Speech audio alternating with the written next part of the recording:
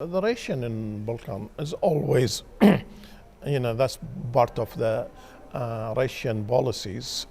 How do we get and defend our borders, or how do we expect that border to be safe? So it's just defending itself from inside to get it outside. The outside should be the Russian, literally, we all know. They are not there for the people of the Balkan. They are not there for the Ukrainian people. The Ukraine and Balkan need to be careful too. It's like Russia will be there, and how they control that. How do you go to depend on Europe first, and then second on the US, and second international, what kind of capacity they can build so to prevent the Russian influence inside the Balkan in general. Like Baghdad, actually, we are between the Iranian and the West.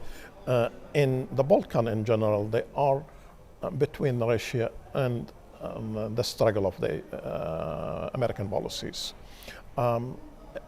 One things I do see, the Balkan themselves, they have to come with a strategy. Their strategy, Russia on their border, and their way of living is basically following the European and the American.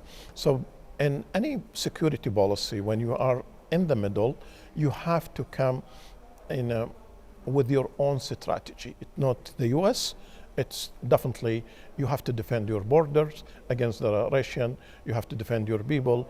The future of Balkan is depend on the people and the cooperation between the countries, and especially Ukraine could lead that struggle. The Russian using a huge propaganda in Iraq. They have the network, they have the embassy is very active there, and basically the ambassador also in Baghdad is very effective. He's going out, he's talking to people, and so a lot of the information that's separated in Baghdad, it comes from the Russian ambassador. Of course, as a civic leaders in Iraq myself, have the relation with a lot of Ukrainian NGOs, and I worked with them in my other capacity before. I think Iraqi understand the humanitarian part of it, understand the struggle between the West and Russia, and Ukraine is a victim of that, that struggle. So Iraqi people will stand in general with the Ukraine. Probably the Ukraine embassy need to be a little bit active in Baghdad in the public atmosphere. They need to go to the Iraqi parliament, they need to go to the Iraqi NGOs, they need to at least talk to people in general.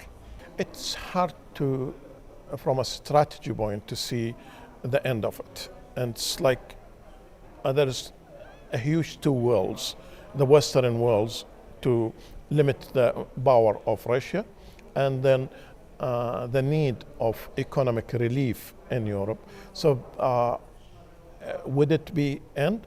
I hope it will be end for the benefit of the Ukrainian people, not to the Russian pressure and the economic need in. I think the war will stop at one point, and I hope the Ukrainian keep their land, and people will influence the international to reconstruct Ukraine, because it is one of the great spots in Europe that promise the world to balance the world.